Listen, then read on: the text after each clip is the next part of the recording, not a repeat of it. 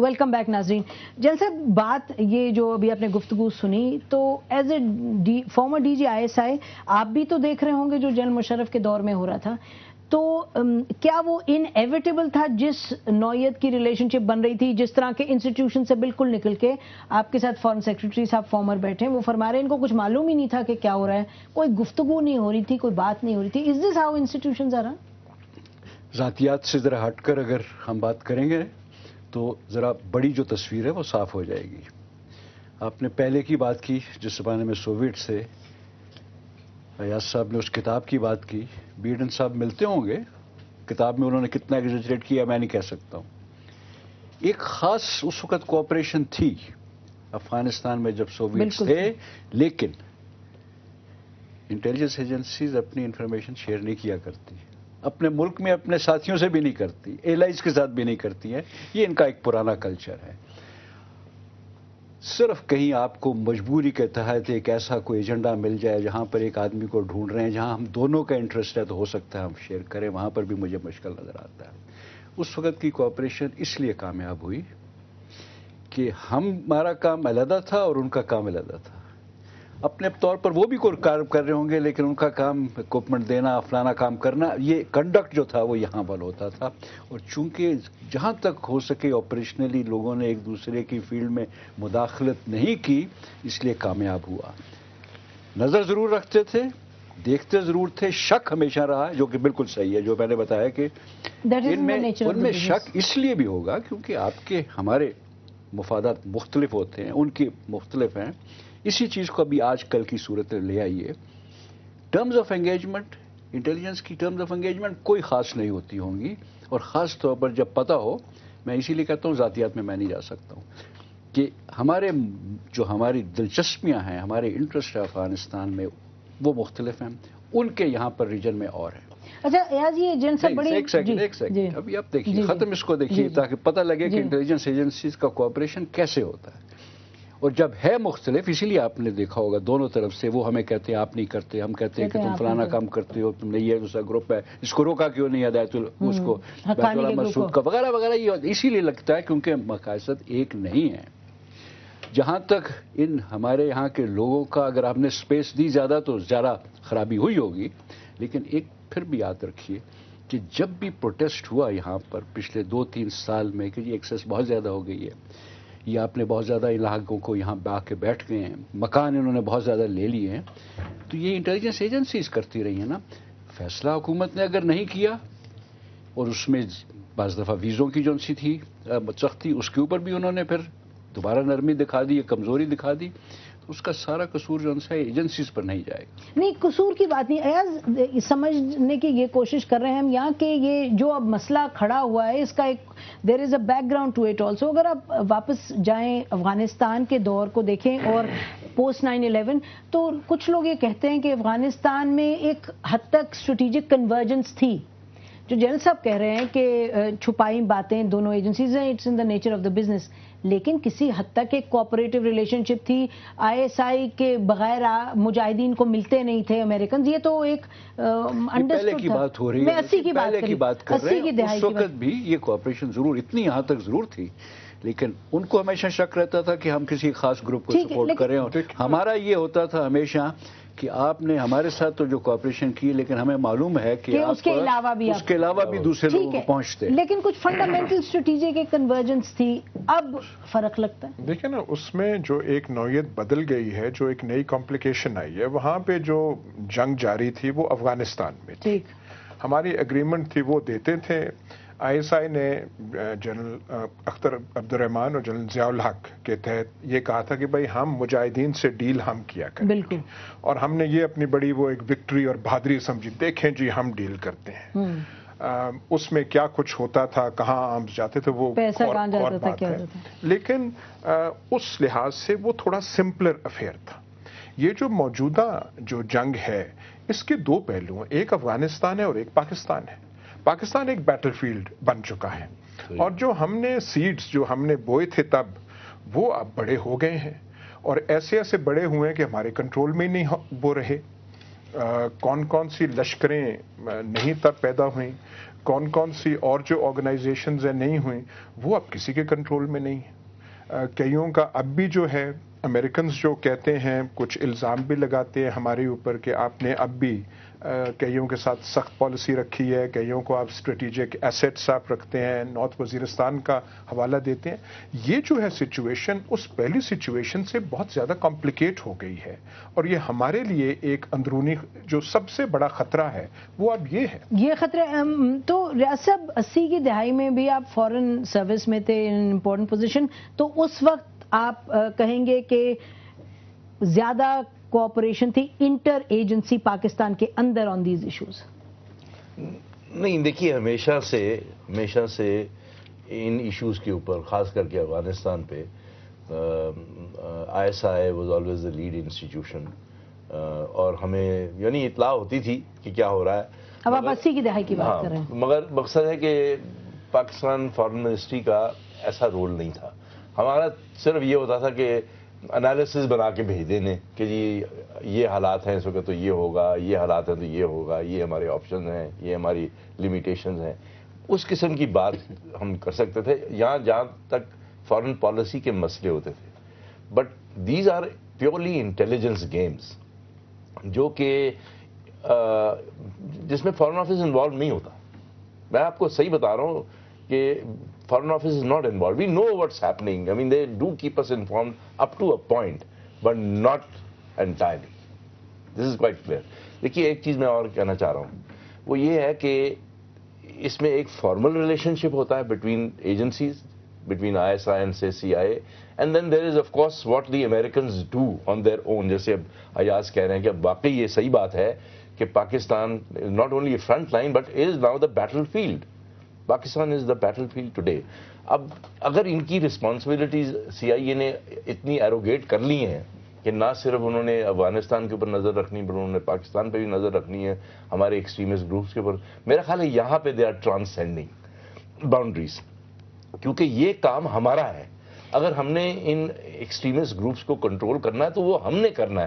We don't need an outside agency to come and do that. اچھا, یہ آج کے this is where the real problem ہے. آج کی بات آپ کر رہے ہیں زاہد صاحب, میں پھر واپس 80 کی دہائی پہ جانا چاہوں گی. جو ایاز نے کہا کہ اس وقت ہماری بیٹل فیلڈ جو تھی وہ افغانستان تھی.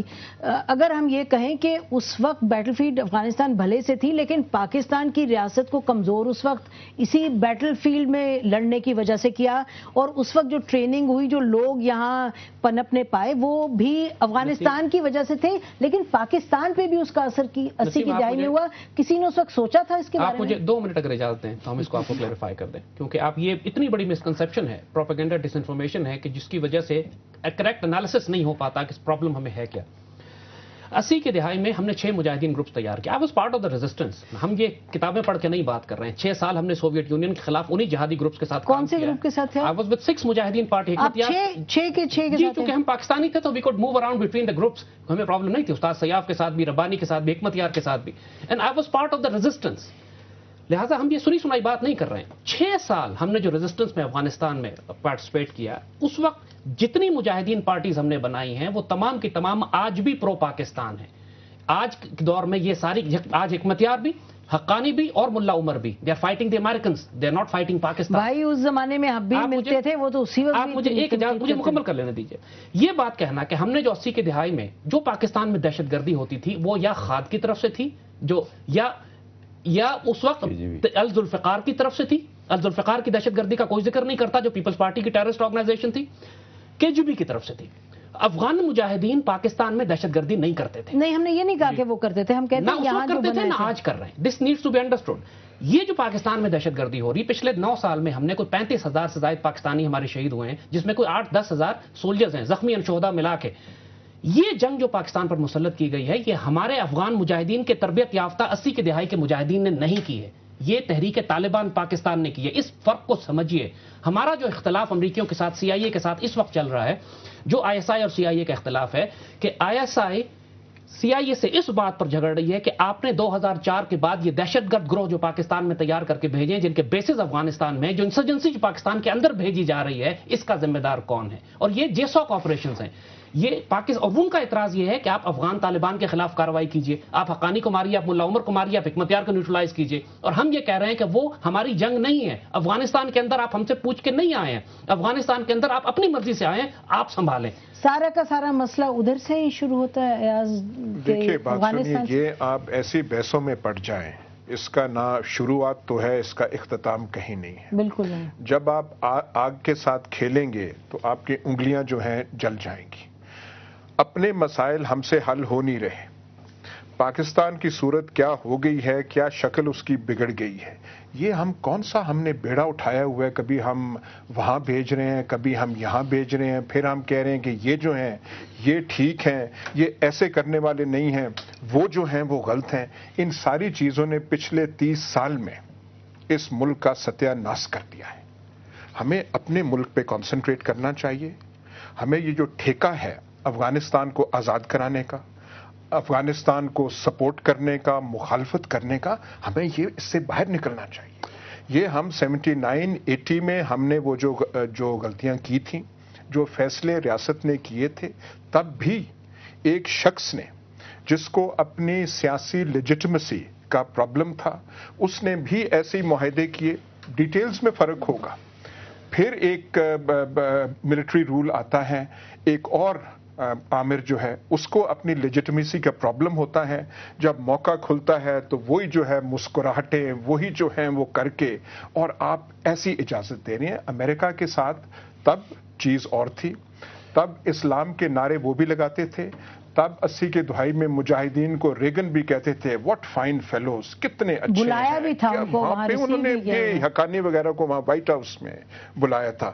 آج جو ہے 9/11 کے بعد اب یہ جو ہے دوز مجاہدین وہ جو ہیں اب یہ دنیا کے ٹیررسٹ بن گئے. لیکن پاکستان ان کھیلوں سے ہمیں اپنے آپ کو آزاد کرنا چاہیے. ابھی دیکھیے بات سنیے, یہ ساری بحث جون سی ہے, ایاز نے کہا کہ کبھی ختم نہیں ہوتی ہے, اور ختم اس لیے نہیں ہوتی ہے کہ اپنا نیریٹو آپ نے ضرور بیان کرنا ہے الف سے لے کر زیڈ تک. جب بھی ایسا موقع آئے گا آپ یا ہسٹوریکل ہو جاتے ہیں یا ہسٹوریکل ہو جاتے ہیں.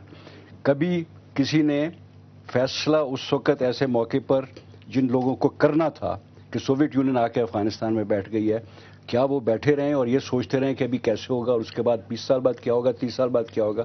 آپ کے اوپر ایک مصیبت پڑی ہے, جان چھڑاتے ہیں. جن لوگوں کو ٹریننگ دی ہے انہوں نے ایک سپر پاور کو ہرا کے وہاں سے نکالا, ہماری سروس سے واپس آیا, جس کو میریکل کہا کرتے تھے. دوسری بات زیادہ ضروری ہے یہ, ورنہ یہ نیریٹو تو ہمیشہ چلیں گے. آپ سب سے جو بڑی بات کرتے ہیں اپنے ملک کے متعلق, دیکھیے مجھے اس میں کوئی اختلاف نہیں. ایک فینومینا اگر آپ نے ڈسکس کرنا ہے اور وہ فینومینا اس وقت ملیٹنسی کا ہے تو کوشش کریں, کوئی حرج نہیں ہے, کچھ وقت لگا لیں دیکھنے کے لیے, اس کے اسپیکٹس دیکھیے کہ ہوتی کیا ہے, کون سے لوگ ہیں جو ہمارے ساتھ لڑ رہے ہیں, کون سے ہیں جو ادھر کر رہے ہیں. زیادہ نے اگر روگ گروپس کی بات کی ہے تو اس میں کون سی کوئی نئی بات ہے. یہ اس گیم کا ایک حصہ ہوتا ہے. جب بھی آپ ایسی سچویشن میں آتے ہیں آپ ایسے لوگوں کو بھرتی کرتے ہیں, مینوفیکچرڈ گروپس, روگ گروپس, جن کو آپ پلانٹ کرتے ہیں. بعض ان لوگوں کو پتہ بھی نہیں ہوتا وہ کس کے لیے لڑ رہے ہیں. یہ اگر یہ جو آج یہ تحریک طالبان پاکستان ہے وہ اپنی طرف سے شاید سمجھ رہی ہو کہ وہ اسلامک جہاد لڑ رہے ہیں, اسپانسرز کا اس کو شاید پتہ بھی نہ ہو. یہ بڑا کمپلیکس گروپ معاملہ ہوتا ہے. روگ گروپس کی اسٹڈی واقعی ہم لوگ کہتے تھے تو آپ ایک سیکنڈ واپس آپ کے پاس آئیں گے. دو فکر صرف کہنے ہیں مجھے اور یہ ختم ہو جائے گی ورنہ بات, کہ آپ نے کانسپریسی کہتے رہے ہیں لیکن ابھی جب سے کاؤنٹر ٹیررزم پرسوٹ ٹیم وکی لیگ کے بعد سامنے آئی ہے اس کے بعد تھوڑا سا خیال آنا چاہیے کہ جی ابھی ہم ذرا سوچ لیں. یہ آپ لوگوں کا بہت شکریہ. ناظرین پروگرام کا ٹائم ختم ہو گیا ہے, ہم کل اسی گفتگو کو جاری رکھیں گے انہی پارٹیسپینٹس کے ساتھ. لیکن یہ بات کلیئر ہے کہ جو بھی پالیسی بنانی ہے اس پالیسی کا سب سے اولین جو مقصد ہے وہ یہ ہے کہ پاکستان اور پاکستانی جو ہیں ان کی فلاح و بہبود, ان کے پروگریس, پاکستان کی سوورینٹی, پاکستان کی ٹیریٹوریل انٹیگریٹی, اس سب کو مد نظر رکھنا ہے. باتیں تو بہت ہیں کرنے کی لیکن یہ اولین بات ہے, اور جو حکمران ہیں ان سے ایکسپیکٹیشن یہ ہوتی ہے اور جائز ایکسپیکٹیشن ہے کہ فیصلے ایسے کریں کہ نہ کہ وقتی طور پر صحیح ہوں لیکن دور اندیشی سے کیے جائیں, تاکہ وقتی طور پر جو بھی فیصلہ ہے بعد میں اگر آپ ملک کو آگ میں جھونک دیں تو اس کا فائدہ کیا. کل اسی گفتگو کو جاری رکھیں گے. بہت شکریہ. خدا حافظ. پاکستان زندہ باد.